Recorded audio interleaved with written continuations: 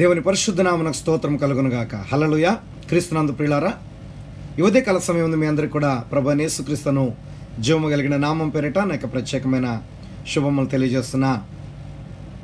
కుటుంబ బలిపీఠం అనే అనుదిన ధ్యానముల ద్వారా ఈ రీతిగా ప్రతి దినము కూడా వేకువజామున దేవుని యొక్క కృపను వేడుకునే గొప్ప భాగ్యాన్ని, గొప్ప ధన్యతను నిజంగా ప్రభు మనకు అనుగ్రహింపజేశారు. అందును బట్టి స్తుతి, మహిమ, ఘనత, ప్రభావములు ఆయనకి కలుగునుగాక. ఆమేన్. ఈ సమయం ముందు మనం అందరూ కూడా తల్ల వంచి కళ్ళు మూసుకున్నట్లయితే ప్రార్థన చేసుకుందాం. గొప్ప దేవుడా, జీవాధిపతి, జీవము కలిగిన దేవా యేసయ్య, నిన్న నేడు నిరంతరం ఏకరీతిగా ఉన్న మా ప్రభువ, మారని దేవుడివి, ఆశ్చర్యకరుడవైన దేవుడవ నాయన, మీ గొప్ప ప్రేమ, కృప, కనికరాన్ని బట్టి నీకు స్తోత్రములు. ప్రభువా, ఈ ఉదయకాల సమయం ముందు ఈ రీతిగా మరొకసారి మేమందరము కూడా మీ వాక్యము చుట్టూ సమావేశమై మీ కృపను వేడుకోవటానికి, మీ వాక్యాన్ని ధ్యానించడానికి, మీ యొక్క అమూల్యమైన వర్తమానముల ద్వారా మా జీవితాలని సరిచేసుకొని క్రమపరచుకోవడానికి మీరు మాకు అనుగ్రహింపచేసిన గొప్ప కృప, గొప్ప ధన్యత, శ్రేష్టమైనటువంటి సమయాన్ని బట్టి మీకు స్తుతులు, వందనములు చెల్లిస్తున్నాం. మాకు చాలిన దేవా, సర్వశక్తిమంతుడా, ఈ ఉదయకాల సమయంలో మమ్మల్ని దర్శించండి, మాతో మాట్లాడండి. హృదయపూర్వకంగా ప్రభా మేము మీకు వాక్కు కొరకు ఎదురు చూస్తున్నామయ్యా. ఈ ఉదయకాల సమయం ముందు నీ ఆత్మాభిషేకము నుండి మాతో మాట్లాడండి. నీ వాక్యాభిషేకంతో మీరు మమ్మల్ని నింపండి నాయన. ఇదిగో ప్రభువా, ప్రవక్త ద్వారా మీరు మాకు ఇచ్చిన అమూల్యమైన వర్తమానముల ద్వారా నిత్యముగా ఎంతగానో మమ్మల్ని బలపరుస్తున్న దేవుడవి, మా జీవితాలను సరిచేస్తున్న దేవుడవి, మమ్మల్ని క్రమపరుస్తున్న దేవా, మీ కృప మాకు దయచేయండి. ఈ ఉదయకాల సమయంలో కూడా మరొకసారి మమ్మల్ని దర్శించండి. ఈ ఉదయకాల దీవెనలతో మమ్మల్ని నింపండి. నీ వాక్కు ద్వారా మమ్మల్ని బలపరచమని స్తుతి, మహిమ, ఘనత, ప్రభావములు మీకే చెల్లిస్తూ యేసుక్రీస్తుని మీ యొక్క పరిశుద్ధ నామమును బట్టి స్తుతించి ప్రార్థిస్తున్నా మా పరమ తండ్రి. ఆమేన్. మార్చి 12వ తారీఖున కుటుంబ బలిపీఠము వాల్యూమ్ 1, 2వ దినవృత్తాంతముల గ్రంథము 33వ అధ్యాయము 11వ వచనం నుండి. కాబట్టి యెహోవా అష్షూరు రాజు యొక్క సైన్యాధిపతులను వారి మీదకి రప్పించెను. మనష్షే తప్పించుకొని పోకుండా వారు అతన్ని పట్టుకొని గొలుసులతో బంధించి అతనిని బబులోనుకు తీసుకుని పోయిరి. అతడు శ్రమలో ఉన్నప్పుడు తన దేవుడైన యెహోవాను బ్రతిమాలుకొని తన పితరులు దేవుని సన్నిధిని తను బహుగా తగ్గించుకొని ఆయనకు మొరలిడగా, ఆయన అతని విన్నపములను ఆలకించి యెరూషలేమునకు అతని రాజ్యములోనికి అతని తిరిగి తీసుకుని వచ్చినప్పుడు యెహోవా దేవుడై ఉన్నాడని మనష్షే తెలుసుకొనెను. అధికార ముద్ర అనేటువంటి వర్తమానం. ఇక్కడ చికాగోలో కొద్ది కాలం క్రిందట సంపూర్ణ సువార్త గుంపు వారు ఒక కూటమును ఏర్పరిచినారు. వారు పెద్ద బైబిల్ కళాశాల నుండి గొప్ప తత్వజ్ఞానము కలిగిన ప్రసంగికుని ఆ సభకు తీసుకువచ్చారు. ఆ గొప్ప వేదాంత కళాశాల నుండి వచ్చిన ఆ ప్రఖ్యాతిగాంచిన సేవకుని గురించి పట్టణం అంతా ప్రకటించారు. అతని పేరు ప్రక్కన ఎన్నో డిగ్రీలున్నాయి. అదే చాలా గొప్ప అని వారు తలంచారు. అతని ప్రసంగం వినుటకు గొప్ప సమూహము కూడుకున్నారు. అతడు మంచి సూటు ధరించి కాలర్ ఈ విధంగా ఎత్తిపట్టి తన చేతిలో ప్రసంగ పాఠమును పెట్టుకొని టీవీగా వేదిక దగ్గరకు నడిచి వచ్చి ఆ వేదిక మీద తన ప్రసంగ పాఠమును పెట్టాడు. ఆ ప్రసంగము అది చాలా అద్భుతము. ఆ ప్రసంగమును ఎవరూ కూడా విమర్శించలేకపోయారు. అది చక్కగా ఉన్నది, వ్యాకరణము చక్కగా ఉన్నది. అతడు హావభావ, వేదిక మీద అతని వ్యవహార శైలి అంతయు చక్కగా ఉన్నది. మాలో అనేక మంది చేయనట్లుగా అతడు అసలు తడబడలేదు, మాటలు మింగివేయలేదు. గొప్ప వాక్చాతుర్యంతో అతడు ప్రసంగించాడు. కానీ అతడు అనుకున్నాడు, వారు చదువులేని పామరుల గుంపు, బోధకుడంటే ఏమిటో వారికి నేను చూపిస్తాను. కాబట్టి అతడు ఛాతీ విరుచుకొని ఉప్పొంగుతూ వచ్చి అక్కడ ప్రసంగించాడు. కానీ అలాంటి గుంపుతో ప్రవర్తించుట అతనికి అనుభవం లేదు. అది వారి తలల మీదుగా వెళ్ళిపోయినది. ఆ గొప్ప మాటలు, గంభీరమైన పదాలు వారు గ్రహించలేదు. కొంచెం సేపటి తర్వాత అతని తప్పును అతడు గ్రహించాడు. అతడు తన ప్రసంగముల కాగితములను ఒక చోట కూర్చి తన చంకలో పెట్టుకున్నాడు.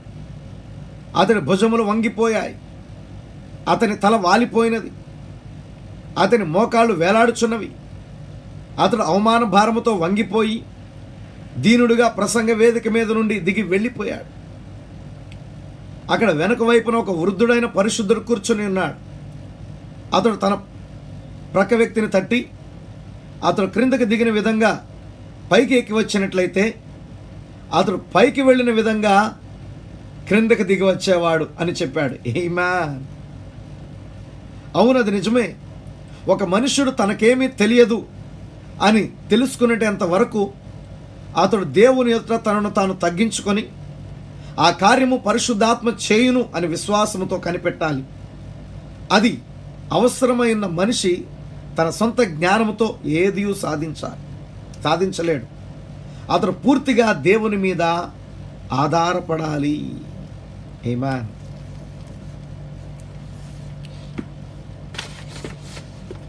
వాల్యూమ్ 2 మత్తయి సువార్త 6వ అధ్యాయం 5వ వచనం నుండి. మరియు మీరు ప్రార్థన చేయనప్పుడు వేషధారుల వలె ఉండవద్దు, మనుషులకు కనబడవలనని సమాజ మందిరములలోను వీధుల మూలలోనూ నిలిచి ప్రార్థన చేయుట వారికి ఇష్టము. వారు తమ ఫలమును పొంది ఉన్నారని నిత్యముగా మీతో చెప్పుచున్నాను. నువ్వు ప్రార్థన చేయనప్పుడు నీ గదిలోనికి వెళ్ళి తలుపు వేసి రహస్యమందున నీ తండ్రికి ప్రార్థన చేయి.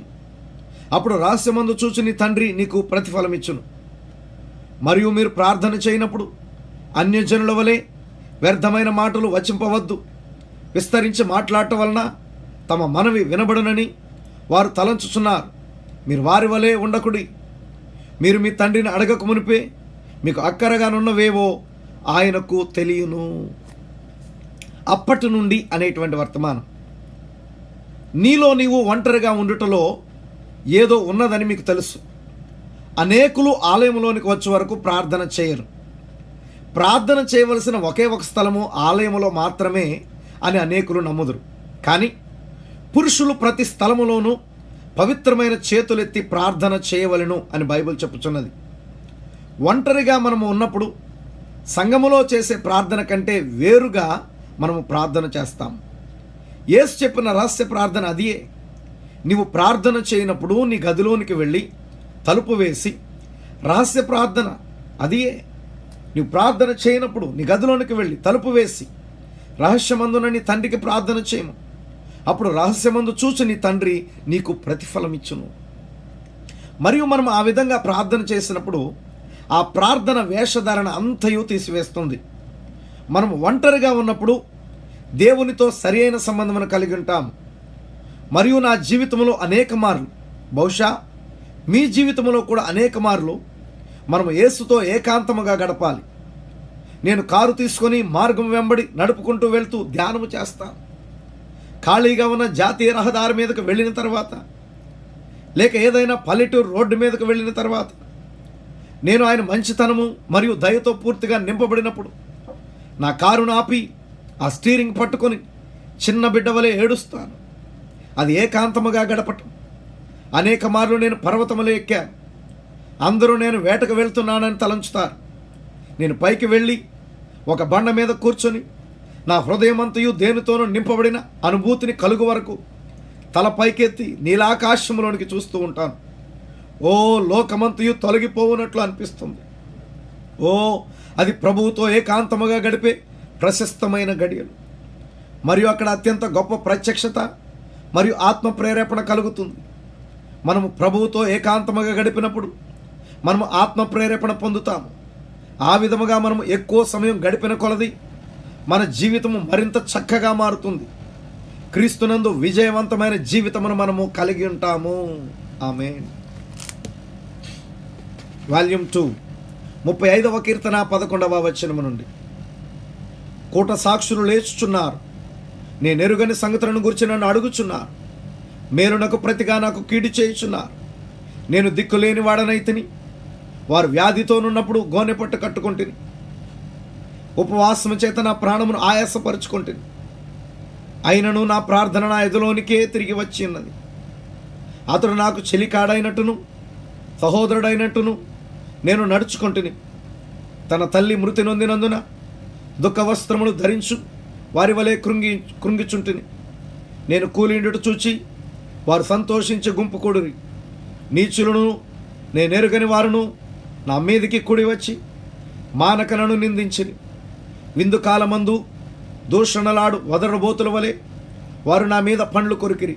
ప్రభువా, నీవెన్నాళ్ళు చూచుచూ వరకుందువు, వారు నాశనము చేయకుండా నా ప్రాణమును రక్షింపు, నా ప్రాణమును సింహముల నోట నుండి విడిపింపుము. ఒక్క సంఘములో ఒక్క దేవుని యొక్క ఐక్యత అనేటువంటి వర్తమానం. వారు నిర్మించిన బాబేలు గోపురమును ఇప్పటి అధునాతనమైన సాంకేతిక పరిజ్ఞానముతోనూ అధునాతన యంత్రములతో కూడా ఆ విధముగా నిర్మించడం సాధ్యమా అని నేను ఆలోచిస్తుంటాను. వారు ఐక్యతతో దాన్ని నిర్మించారు.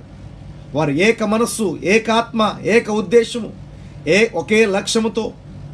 ఒకవేళ ఎప్పుడైనా దేవుడు వారిని నాశనం చేయాలని ఉద్దేశించినట్లయితే ఆ గోపురం ఎక్కి దేవుని దగ్గరకు వెళ్ళాలనే లక్ష్యముతో అంత ఎత్తుగా ఆ గోపురమును నిర్మించాలని వారు ఉద్దేశించారు. వారు దాన్ని గురించి ఉద్దేశం కలిగి ఉండగా వారిని ఆ పని చేయనీయకుండా ఆయన చేయగలిగినది ఏదీ లేదు. వారందరూ ఏకముగా కూడటమును మనము కనుగొంటాం. వారు పూర్తిగా దేవుని చిత్తమునకు వెలుపలికి వెళ్ళిపోవటను మనం చూస్తున్నాం. చిత్రము ఖచ్చితముగా ఈ దినమునకు సరిపోవటం లేదా? ఈరోజు మనుషులు ఐక్యమొకటకు ప్రయత్నించున్నారు. మనం ఖచ్చితముగా ఐక్యత కలిగి ఉండాలి. కానీ మీరు తప్పు క్రమములో, తప్పు వ్యవస్థలో ఏకమగుచున్నారు. సాతానుడు ఏ విధంగా దేవుని యొక్క కార్యములను అనుకరించుచున్నాడో మీరు గమనించారా? దేవుడు ఉద్దేశించిన కార్యములను సాతానుడు ఎలా తీసుకుంటున్నాడో మీరు గ్రహించారా? ఆ తప్పు కార్యం ఎంతో మోసకరము. ఇప్పుడు ఒక అబద్ధము, అది పూర్తిగా అబద్ధమైతే అందరూ సులువుగా దాన్ని గుర్తుపడతారు. కానీ ఆ అబద్ధములో 99% నిజము ఉన్నప్పుడు అది మోసపరుస్తుంది. అపవాది హవ్వను ఎలా మోసగించాడో గమనించారా? అతడు ఆమెకు చెప్పినదంతా నిజమే, ఒక్కటి తప్ప. అతడు చెప్పాడు, మీ కనులు తెరవబట్టును, మీరు మంచి చెడులను ఎరుగుదురు, మీకు ఇప్పుడు మంచి చెడుల భేదము తెలియదు, అప్పుడు మీరు దైవములగుదురు. మరియు అవన్నీ నిజమే. కానీ ఆమె చెప్పినది, మేము మరణిస్తామని దేవుడు చెప్పాడు. అతడు చెప్పాడు, నిశ్చయముగా మీరు చావరు. చూసారా? అందులో ఎంతో నిజమున్నది, కానీ కొంచెం అబద్ధం. పులిసిన పిండి కొంచెమైనను ముద్ద అంతయు పులి చేయును అని యేసు ఈ భూమి మీద ఉన్నప్పుడు చెప్పాను. అయితే అది సంపూర్తిగా సత్యము కావాలి. లేనట్లయితే అది సత్యమే కాదు. రక్షణ ప్రణాళిక ఖచ్చితంగా ఉండాలి. దేవుని వాగ్దానములు ఖచ్చితమైనవి మరియు అది ఖచ్చితంగా కార్యములు చేయును. లేనట్లయితే ఎక్కడో ఏదో తప్పు కలదు.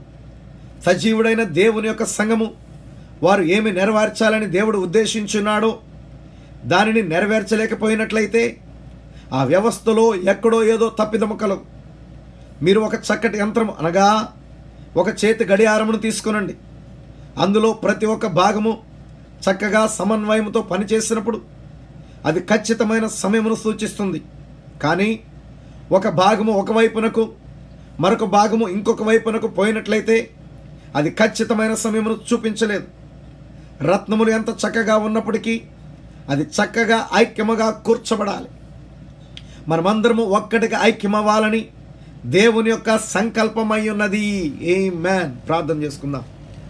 మహాగణుడా, మహోన్నతుడా, గొప్ప దేవుడా, జీవము కలిగిన మా తండ్రి, జీవాధిపతి యేసయ్య, మీ పరిశుద్ధ నామమును బట్టి మీకు స్తుతులు, స్తోత్రములు, వందనములు చెల్లిస్తున్నా. ఈ ఉదయకాల సమయమందు మమ్మల్ని దర్శించి మీరు మాతో మాట్లాడిన మీ యొక్క ప్రతి మాటను బట్టి, ఈ అమూల్యమైన వర్తమానమును బట్టి మీకు స్తోత్రములు. మహాగణుడా, మహోన్నతుడా, గొప్ప దేవుడా, మీకు స్తోత్రములు నాయన. నిజముగా నాయన చికాగో పట్టణంలోనికి పిలువబడిన ఆ గొప్ప బోధకుడు జరిగిన కార్యం మేము చూచాము నాయన. నిజముగా ప్రభువా, అతడు ఎంతో జ్ఞానవంతుడు, చదువు కలిగిన వాడు. ఇదిగో నాయన ప్రభువానికి స్తోత్రంలో వేదాంత విద్యను అభ్యసించిన వాడు. కూర్చొని ఉన్నవారు విద్య లేని పామరులని, వారికి ఏమీ తెలియదని ఎరిగి, ఇదిగో నాయన ఆ విధంగా అనుకొని, ప్రభా నేను ఎంతో జ్ఞానవంతుడు అనుకొని రొమ్ము విరుచుకొని తన కాలరు పైకెత్తుకొని ఏదో మాట్లాడదాం, ఏదో చేద్దామనుకుని బోధకుడు ప్రసంగించాడు. కానీ అతడు మాట్లాడిన ప్రతి మాట వాక్చాతుర్యంతోనూ జ్ఞానంతోనూ మాట్లాడిన ప్రతి మాట అది వారి తలల పైగా వెళ్ళిపోయింది. అది వారికి ఏ మంచి కలుగ చేయలేకపోయింది. వారు ఏ విధమైనటువంటి ప్రతిస్పందనను చూపించలేకపోయారు. చివరికి ప్రభువా, అతడు దాన్ని చూసి తల వంచుకొని నాయన నాయన మిక్కిలి అవమాన భారముతో నాయన దిగి వెళ్ళిపోయాడు. ప్రభా, ఆ స్టేజ్ మీద నుండి దిగి వెళ్ళిపోవటం మేము చూచాం. అయితే నాయన అక్కడ ఉన్నటువంటి ఆ పరిశుద్ధుడైన వ్యక్తి చెప్పిన మాట ఎంతో ప్రాముఖ్యమైన మాట. నిజముగా బోధకుడు స్టేజ్ మీదకి వచ్చినప్పుడే తను తగ్గించుకొని తల వంచుకొని నాకు వల్ల ఏమీ కాదు, నేనేమీ చేయలేనని అతడు ఆ రీతిగా దేవునికి తాను అప్పగించుకొని స్టేజీ పైకి వచ్చినట్లయితే నిజముగా అతడు స్టేజీ దిగి వెళ్ళేటప్పుడు తన ఛాతి ముందుకు చాపుకొని నిజముగా రొమ్ము విరుచుకొని వెళ్ళేవాడు. నిజమే ప్రభా, మా వల్ల ఏమీ కాదని, మేము ఏమీ లేని వారమని, మేము పరిపూర్ణంగా మీపై ఆధారపడి మీ వద్దకు వచ్చినప్పుడు నాయన నిజముగా ప్రభా మా తలలో పైకెత్తే దేవుడవి, మమ్మల్ని లేవనెత్తే దేవుడవి. ప్రభువునికి స్తోత్రములు నాయన. ఈ ఉదయకాల సమయం ముందు ప్రభా మిమ్మల్ని మేము సమీపిస్తున్నా ప్రభా, మా వల్ల ఏమీ కాదని మమ్మల్ని మేము తగ్గించుకొని మేము సమీపిస్తున్నాం, మమ్మల్ని మేము పరిపూర్ణంగా మీకు అప్పగించుకొని మేము సమీపిస్తున్నాం. మీ కృప మాకు కలుగును గాక, మీ కనికరం మాకు కలుగును గాక. ఈ ఉదయకాల సమయం ముందు ప్రభా నిజమైన తగ్గింపును నాయన మాకు దయచేయండి. ఏ పరిస్థితుల్లో ఏ విషయంలో కూడా ప్రభా మేము హెచ్చిపోకుండా మీ కృప మాకు కలుగును గాక. ప్రభువానికి స్తోత్రములు. అదే రీతిగా నాయన సంఘములో మేము చేసే ప్రార్థనకి ఏకాంత ప్రార్థనకి ఎంతో వ్యత్యాసం ఉంటుంది. ప్రభువానికి స్తోత్రములు తండ్రి. ఏకాంతంగా మేము ప్రార్థించినప్పుడు నాయన, ఒంటరిగా మేము ప్రార్థించినప్పుడు నాయన, రహస్యంగా మేము ప్రార్థించినప్పుడు నాయన నిజముగా అది ఒక వ్యత్యాసమైన ప్రార్థన, నిజమైన ప్రార్థన మా హృదయంలో నుండి వస్తుంది. ప్రభువా నిజమే ప్రభా. సంఘములో మేము ప్రార్థించినప్పుడు నాయన, సమాజంలో మేము ప్రార్థించినప్పుడు ప్రభా నిజమే ప్రభా, వేషధారుల వల్లే ప్రభా ప్రార్థిస్తాం, ఏదో మమ్మల్ని మేము కనపరుచుకోవాలనే రీతిగా ప్రార్థిస్తాం. ప్రభువానికి స్తోత్రములు నాయన. అట్టి ప్రార్థన మీకు ప్రీతికరమైనది కాదు నాయన, అట్టి ప్రార్థన యోగ్యమైనది కాదు ప్రభా. నిజముగా ప్రభా, రహస్యముగా ప్రభా ఏకాంత ప్రార్థన మేము చేసినప్పుడు అది మీకు ప్రీతికరమైన ప్రార్థన, అది నిజమైన దానిని తీసుకొని వస్తుంది. ప్రభువానికి స్తోత్రములు. ప్రవక్త చెప్తున్నాడు నాయన, కారులో నేను ప్రయాణం చేస్తున్నప్పుడు నిజముగా హైవే మీదకి వెళ్ళినప్పుడు నాయన నిజముగా ఒక ప్రశాంతకరమైన స్థలంలోనికి వెళ్ళినప్పుడు, లేక ఒక పల్లెటూరులోకి వెళ్ళినప్పుడు నా కారును ప్రక్కన ఆపి నిజముగా ఆయన కృపను వేడుకుంటూ నేను ఏడుస్తాను, కన్నీరు కారుస్తాను, ప్రార్థన చేస్తానంటున్నాడు. ప్రభువానికి స్తోత్రములు. అదే రీతిగా ప్రవక్త చెప్తున్నాడు నాయన, ఆ యొక్క నీల ఆకాశంలోనికి చూస్తూ నేను గొప్ప నెమ్మదిని పొందుకుంటాను, సమాధానం పొందుకుంటాను. నిజమే ప్రభా, ఎవడు చింతించటం వల్ల తన ఎత్తు మోరడెక్కువ చేసుకోగలడు. నిజమే ప్రభా. నాయన అనేకమైన గలిబిలు అనేక లోక కార్యాలు మేము తలస్తున్నప్పుడు ఏ విధముగా మేము నెమ్మది పొందలేము నాయన. ఏకాంతముగా మీతో మేము గడిపినప్పుడు నాయన, మీ వాక్యాన్ని ధ్యానిస్తున్నప్పుడు, మీ కృపను మేము వేడుకుంటున్నప్పుడు, రహస్యంగా మీతో ఎంత ఎక్కువగా మేము గడుపుతామో అంత ఎక్కువ నెమ్మది సమాధానం పొందుకుంటాం. మీ కృప మాకు దయచేయండి, మీ కనికరం మాకు దయచేయండి. మమ్మల్ని బలపరచండి నాయన, మమ్మల్ని స్థిరపరచండి నాయన, శక్తిమంతులుగా బలవంతులుగా చేయండి ప్రభా. మీ ఆత్మతో నింపండి, మీ అభిషేకం మీరు మాకు దయచేయమని ప్రార్థిస్తున్నాం. యేసయ్యా గొప్ప దేవుడా మీకు స్తోత్రములు. ఈ ఉదయకాల సమయం మీ కృప మాకు కలుగునుగాక, మీ కనికరం మాకు కలుగునుగాక. ప్రభువు రంగం మీదకి దిగిరండి నాయన, మమ్మల్ని మేము పరిపూర్ణంగా మీకు అప్పగించుకుంటున్నాం ప్రభా. ప్రభువానికి స్తోత్రములు తండ్రి. మా జీవితాల్లో మీరు ఉండండి నాయన. ప్రభువానికి స్తోత్రములు ప్రభా. నాయన అపవాది ప్రభా నాయన మమ్మల్ని మోసగించాలని ప్రయత్నిస్తున్నాడు నాయన. బాబేలు గోపురం దగ్గర నాయన వారందరూ ఏక ఆత్మ, ఏక మనసు, ఏక భావంతో ప్రభా ఒక్క కార్యం చేయడానికి తలపెట్టారు. ప్రభువానికి స్తోత్రములు నాయన. వారి యొక్క ఐక్యత తప్పుడు ఐక్యత ఉన్నది. వారి యొక్క ప్రభా ఒక తప్పుడు కార్యము కొరకు ఐక్యపరచబడ్డారు. ప్రభువానికి స్తోత్రములు తండ్రి. ఈ రోజు నాయన నీ వాక్యము కొరకు మేము ఐక్యపరచబడే కృప దయచేయండి. నీ వాక్యము నిమిత్తం ప్రభా ఏకాత్మ, ఏక మనసు, ఏక భావం మీరు మాకు దయచేయండి. మమ్మల్ని బలపరచండి, స్థిరపరచండి నాయన. ప్రభువానికి స్తోత్రములు తండ్రి. గొప్ప దేవుడానికి స్తోత్రములు తండ్రి. ప్రభువాని కృపను మేము వేడుకుంటున్నాము నాయన. మీ కనికరాన్ని మేము కోరుకుంటున్నాం ప్రభా. రంగం మీదకి దిగిరండి నాయన. ఇదిగో ప్రభా అపవాది తండ్రి, ఇదిగో నాయన నిత్యముగా ప్రభువానికి స్తోత్రములు తండ్రి. నాయన 99% ప్రభాడు నిజం చెప్తాడు, 1% అబద్ధం చెప్తాడు ప్రభా.